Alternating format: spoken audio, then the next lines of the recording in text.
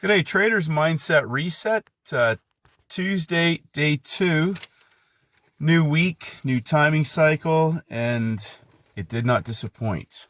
I'm going to answer a couple of questions. I'm going to talk about a couple of topics. Took a bit of a break over the weekend and had some time off. And I'm going to try and clarify some things. Some traders just absolutely knocked it out of the park last couple days. Congratulations. So number one, Monday is the opening range of the week. Now I'm gonna talk about something real quickly about the whole purpose of my playbook, me piecing things together. I'm getting a lot of questions sporadic and just about how simple things are.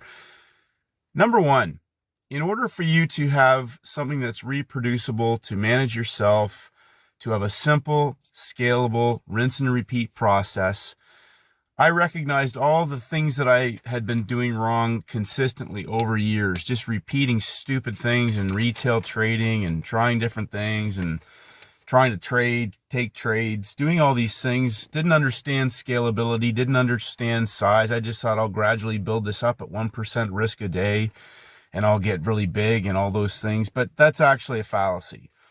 And that's a retail logic. And that's, unless you're trading for fun and you got algos, quantitative trading, multiple systems running, multiple discretionary types of models running, again, managing a large basket of capital, it makes it almost impossible to do that for a small private individual. So part of me taking things and putting together a process and trade setup. So I'm going to, things to believe that this has been out there since day one is a lie. That is a complete lie. This is me taking pieces of things that recognize where it was easy to take trade setups that were easy to make money on. And the goal was to eliminate all the other garbage and analysis paralysis and guesswork out of it, which was a process of peeling back the layers.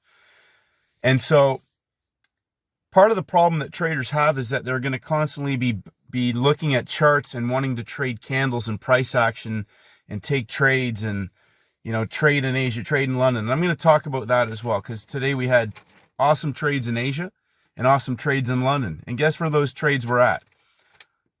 In Asia, they were on Japanese yen cross pairs. In London, they were on the British pound cross pairs. Timings, levels, behavior of price. So I've talked about the levels that those trades should take place from. So yesterday I made a comment, traders are calling stuff low-hanging fruit at the low of the day on day one when it's basically not even it's barely an inside day. It's day one, it's the opening range. So coming back to what I was talking about, the purpose of me putting the playbook together was a gradual process because I had to eliminate things. And then I had to recognize where it was optimal to be taking trades, when it was optimal to be scaling in, when it was optimal to be nailing and bailing, recognizing when there's an all-in opportunity. All-in opportunities are designed to wipe out previous day's range or explode into previous day's ranges, to wipe out traders that are holding on or getting into the escalator, riding the escalator and holding and wiping them out. Those are all-in opportunities. So we have nail and bails, we've got continuation trades, we've got parabolic opportunities for 3-session setups on any given day. So number one, the opening range is the beginning of a new week, and the market, as I've explained, auctions back and forth and establishes a range. And again, traders are still looking at candles, trying to read things. And it's, it's hard to explain, but it's not, and in many cases, it's not what people think they're seeing. So the purpose of the opening range is to establish those new boundaries. And I want you to think about something. So we had an example of first red day, a first red day trade on the British pound and the euro today. And an excellent comment from a question was, I thought Friday was a first red day. And technically you're correct. Technically it was it had the characteristics of a first red day. Yes, it did. But it's also just a down closing day. Now, in order for us to have a signal day, think about this. In order to have a potential best trade setup, it needs 3 days, hence the 3-day setups. Now, and what that means is that if we have a first red day, Monday's the opening range. And it's the first down closing day. It's just a down closing day in a market that was moving up. So understand that. You haven't even broken any daily low of day levels yet. And so we get our day one, our opening range, and we have a slight range expansion at the low of the day in a narrow range day that closes as a first red day in the new week inside of our down closing day that has the first red day characteristics, the peak formation, engulfment, and the close underneath the open for the day. That sets up now for a day two, Tuesday day two, first red day trade setup off the levels, high of day, high of session, for a parabolic trade short on day two, which expands the range. So we've started with our opening range, we've auctioned further apart, and on day two we expand the range. Now sometimes we will get a day one runner that establishes an extended range on day one, on Monday, our opening range. And it's not unusual to see maybe a slight higher high or a slight lower low, or a narrow range day on day two if Monday has expanded the range. So number one, day one, Monday's the opening range. I want to clarify this 3-day cycle and all these things that's not 3-day setups. Okay, again, I'm talking about my playbook. First red day, first green day, 3-day setups, inside days, our signal days. Those are the things that I put together for my playbook. So if you convolute a lot of information and you start, again, a question from a trader today was, you talk about 3 pushes, but then say don't ignore that in 33. 33 is 3 pushes on the third day, day 3, for a parabolic reversal. That's different than just counting 3 pushes. So understand that just looking at charts and looking at candle action and reading candles is not the same thing as having a trading setup. My point number 2. Do you understand what a specific trade setup is? Whether it's a trend trade or a reversal trade. So today, day 2, we had range expansion opportunities after major red news that expanded the range. Go look at the indexes. Go look at the currencies. So we had an opportunity, Canadian dollar. It was again, I talk about timings, levels, behavior, price. I mentioned this yesterday. Coiled sideways. First green day on Monday, expanded the range, a higher high and a coil sideways at closing price. Major red news spikes. They pull it back and engulf. After major red news for a 25 pip parabolic explosive move back to the high of the news release candle. So my job is always to identify the instrument that offers the best opportunity. And typically it will come off of one of those levels. So if, for example, you're trading the indexes, a couple of questions from some traders, they're just learning, they're trading the indexes. My advice would be to stick with something less volatile. You can study those, but if you want to trade, stick to something less volatile that offers a signal day and has in line that thesis. We have a range expansion maybe made in London or Asia for either a dump and pump or pump and dump template. Day 2, there's only 2 types of templates that I'm going to be looking for if it fits a best trade setup criteria, and that's pump and dump or dump and pump. Oil had first green day, again, a 3-day setup, gave a dump and pump template, higher high on Monday, dumping down into the closing price of Friday, inside of Monday's closing price, which was our first green day, new hour engulfment, and continued back to the high of Monday. So setups are what's important. Setups are what eliminate the analysis paralysis. Day 1 is Monday. Day 2 is Tuesday. Day 3 is Wednesday. Wednesday is the midpoint range of the week. Wednesday resets and becomes the new day 1. Thursday's the new day 2. And Friday is day 3 and the closing range of the week. Now again, the reason why I emphasize this is we have front side and back side. And so on the back side of the week, we can have different day 1, day 2, day 3 templates than we will on the front side. So understand that. Now, I know there's going to be traders that say, well, you didn't talk about this in the playbook or anything else. No, but what I did talk about was day 3. day 3 parabolic opportunities. And also with regards to major red news, so for example, with the indexes, we had a fairly large spike and pin hammer established in that first hour. That expands the range on both sides. We already had higher highs on all 3 indexes, higher highs on day 2, right? Dump and pump, thinking dump and pump templates. That a news candle and expands the range, and now it's a dead giveaway that they're going to trap traders at the New York Open, dumping into the lows. Engulfments, we had closing price trades, we had low of day trade NASDAQ, and closing price on S&P, I believe, also. Second hour ends, the first hour of the New York Open, second hour in our 3-hour window, coil sideways. The third hour, the 10 a.m. window explodes. So again, to answer some traders' questions, I repeat the phrase, if you can count to 3 and tell time, you can make a lot of money. Why is that? Because if you can tell time, you can understand that when a new hour starts, if you have a coil sideways in that EMA underneath the high of day on day 2, when the market's already made a range expansion, a dump and pump template, that's an opportunity now to participate in an explosive move. Now, we don't need to talk about scaling in or sizing in or anything else. We just need to talk about understanding the simple model. Day 1, day 2, day 3. Day 2 expands the range. They already gave us the hint of the range expansion earlier in the day. They made higher highs. And then the first hour expanded that range even more and made higher highs. And they got traders shorting into the open, into the low of day levels. So my emphasis today, I really am trying to impart to the traders that are, I know there's traders that are just killing this now. They see this clearer and clearer, and even some traders stepping back and just waiting for the larger setups to really scale in. Congratulations. But understand what a setup looks like. Understand day 1, day 2, day 3. Day 3, we can see reversals. We had several great reversals last week that ended up leading into day 2 range expansion reversals that were fully loaded 5-star opportunities.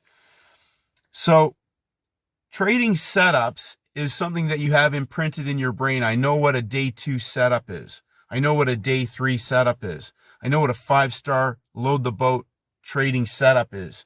Not what's, how did you know where to get in there? How do I know? Because I've rinsed and repeat that setup over and over again.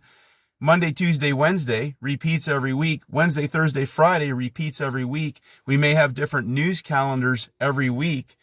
Timings every week are the same. When there's no news, the timing window is the same for gold, currencies, bonds, oil, and indexes. It's the same. There's no rocket science there. A day 2 trading setup with no major red news on a calendar, we could have a day 2 trading setup next week that's identical on some totally different instrument. Today we could have traded Canadian dollar after the news. Next week it could be Japanese yen after the news. It could be gold after the news, or no news, whatever. That eliminates this whole uncertainty and guesswork. And it's got to be simple. So if you're not seeing that, again, go back. What are the clues? Okay, well, we have clues. We have signal days, number 1. We have markets that have made higher highs or lower lows on day 2 or even day 3 for dump and pump or pump and dump type templates. Timings, levels, behavior of price. Well, if there's major red news, how did the price behave after the news release? So again, there was no first bar trades. I know that some traders may have traded that on the indexes. 5-minute chart, continuation on a range expansion. I did not see anything that I thought was worth even bothering with today. Gold was not set up in a first bar template. We had already broken down and made lower lows. So again, first bar, typically we'll see it on a market that hasn't made a range expansion yet. First bounce, we'll often look for something when the market is going on a range expansion, and again in a 3-day setup, or a reversal type opportunity at the end of the week on the backside of a template. The most important thing about the playbook is, and if you're developing or fine-tuning the playbook to suit yourself, as I know several traders are, and I always say this, you have to do what makes money for you.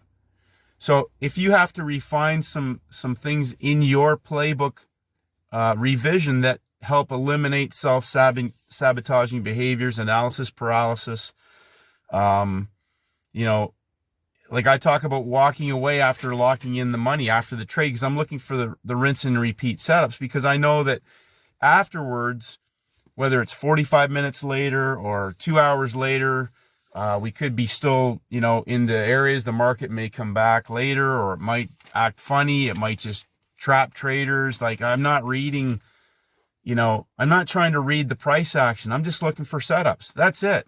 And so I also know if I go back and I start trading more, again, like I use the alcoholic analogy, is that if I'm an alcoholic and I keep going to the bar with my friends, I think it's important that you have parameters in there where you recognize where you can potentially get lured into making mistakes, overconfidence, over leveraging, impulsiveness, impatience.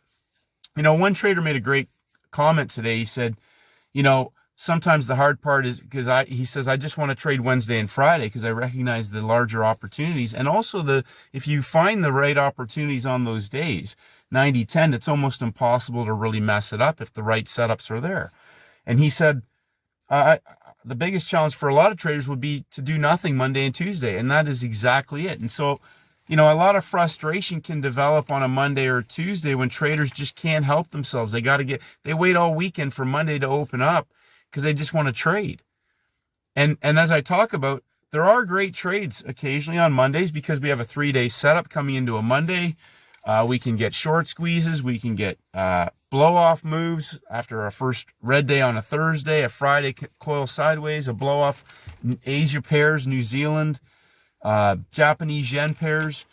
They do show up, but at the same time, it's also the opening range, and the opening range is just starting to establish the high and low of the week. We're just getting started.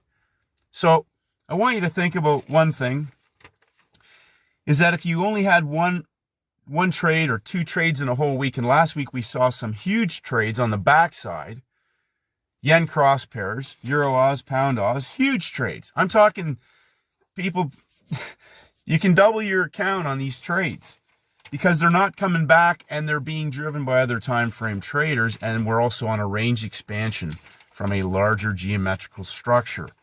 So those are at the end of the week, but a lot of traders they can't help themselves. They want to get trading at the front part of the week, and they want to catch moves and grab pips, and and that's a mentality. And I'm not judging. I'm just telling you, I know how traders think, and I also know what I've done in the past, and I also know I missed a lot of great opportunities because I was so busy trying to trade. And the playbook, those setups, rinse and repeat every week.